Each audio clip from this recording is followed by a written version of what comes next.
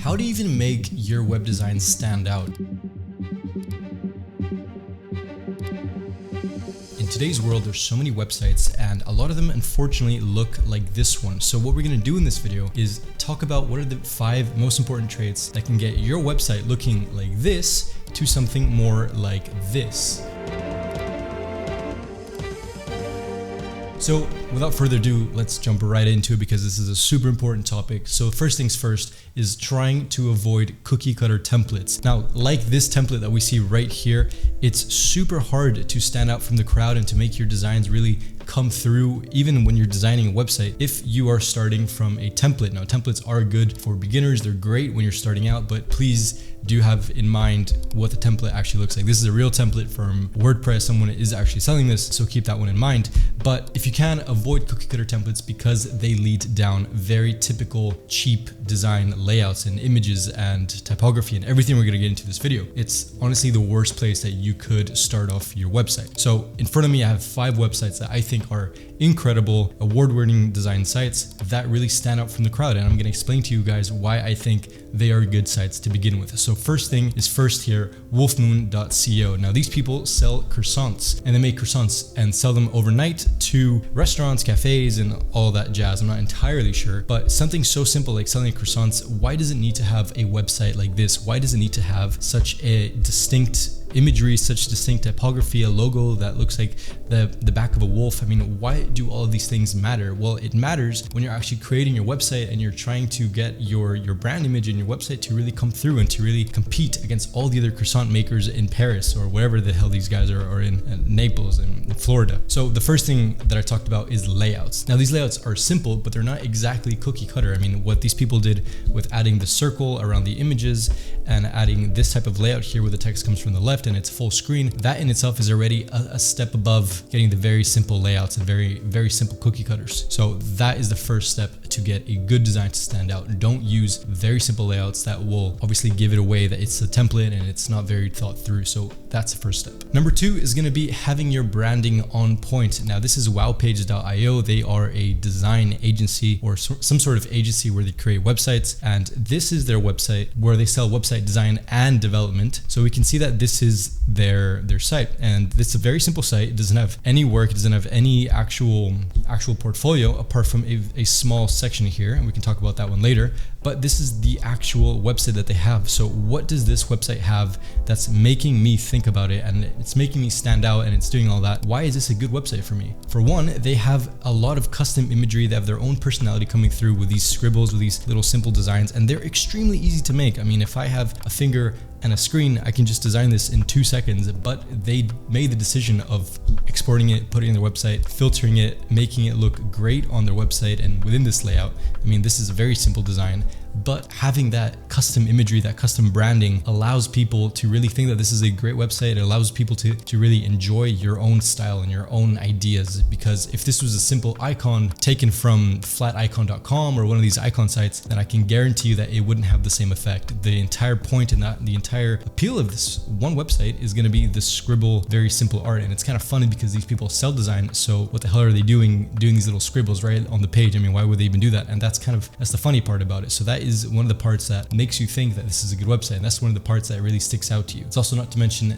the colors are, I mean, incredible. They're using a bright yellow to stand out from their black, beige, and green, or gray. I'm gonna call it beige gray-ish. So those few things are taking it to the next level, and we're gonna cover the site a few more times in this video, so keep that one in mind. But custom illustrations, custom imagery is incredibly important, and we see that here all over this page. Now next, I want to talk about typography, because if you're gonna use typography all over your site like these people have, it's important to use fonts that aren't extremely common. Now, if you're going to use fonts that are extremely common, that's totally okay. It's obviously a good idea to use fonts that are reputable and people like them and they're commonly used. Like, for example, in this website, this person uses Inter, but they're gonna use a type of Inter, or they're gonna use a weight of that font that maybe isn't so commonly used, and maybe people don't see that often. And the font that they're pairing it with, like over here, Pinion Script, maybe that one isn't so commonly known, you know? So always try to add fonts that maybe, if they are gonna be commonly known, maybe use the font that is less commonly known, maybe use a pairing that is gonna make it look a little bit different. Try to do something that's gonna change the way that people look at your website. If you're gonna have a font font that is seen all over the place, like all the pangram fonts are always seen, then try to do something different with them. Try to add a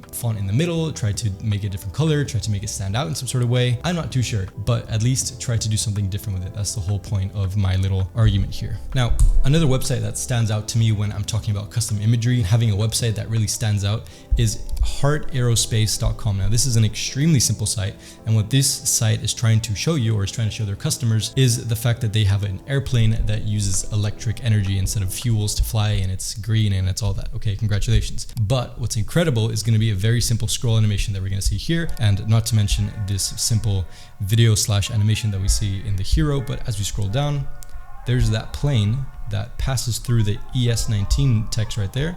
And then we start to see some of the benefits of this airplane, and we start to see some of the features and some of the cool things. And here we have a side view. So the most important thing in this website isn't the fact that they're selling renewable airplanes or any of that. It's the fact that they have this custom imagery that's allowing them to tell the story that they are doing these things. And that's why you should listen to them. And that's why it's cool that they're even doing this, because if this was a very simple and boring website, then maybe you wouldn't pay attention to it and you wouldn't want to know more about it. And you wouldn't click around the FAQs, the company, the careers, and all of that. But that simple, very easy to do animation is something that brings the website to a whole nother dimension and makes it feel like it's more custom, like it's more worthy of your attention. And something this simple to do, this simple of a render, has done so much for this website, and I can't even imagine it now without this simple animation, without this simple render. So custom imagery, custom typography, if you can do it, custom illustrations like these, is something that will always improve your website. And we can see the custom illustrations as well on drinkplink.com. Now, all these websites have been completely different. I want to point that one out because that did take me a while to find. But if you look at all these different animations and illustrations here, we can see that it's all custom made. It's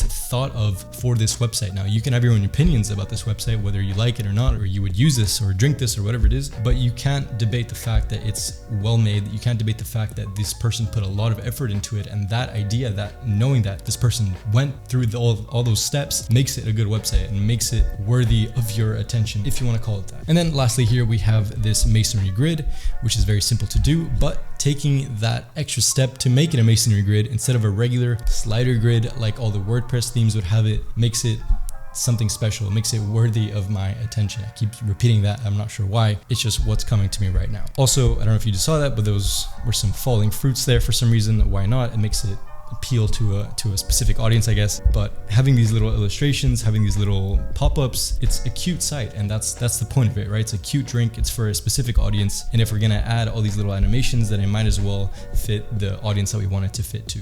Now for the last point, the one that is most important, that I see not that often but is extremely well done here, we're gonna go back to wowpage.io and we're gonna scroll past their process here, how they do their actual design, and again with the custom illustrations and animations, something that's simple but very well done.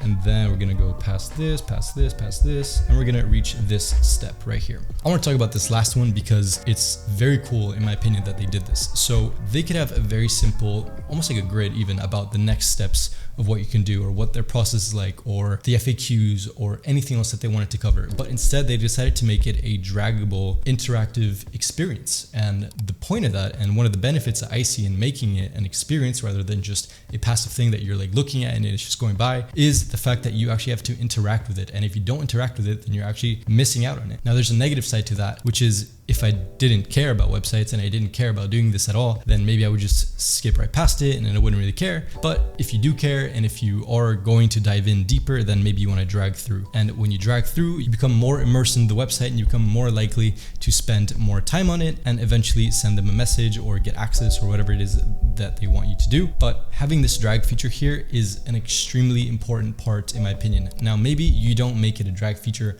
but having some sort of interactive thing, even if it's just a simple icon that you can click and it makes a little celebration or something like that, having some sort of interactive experience, in my opinion, takes your website to a more custom, more premium feel because it gets people more involved, it gets people more entertained, and that in the end is what we're all after. We're after a website or some sort of experience that really brings people deeper into what we're trying to do, into our story, into our business even. So if these tips helped you guys out, then please do let me know down below. If you disagree with any of them, then I'm also keen to hear. And as always guys, thank you guys so much for watching, and I'll see you guys on the next one.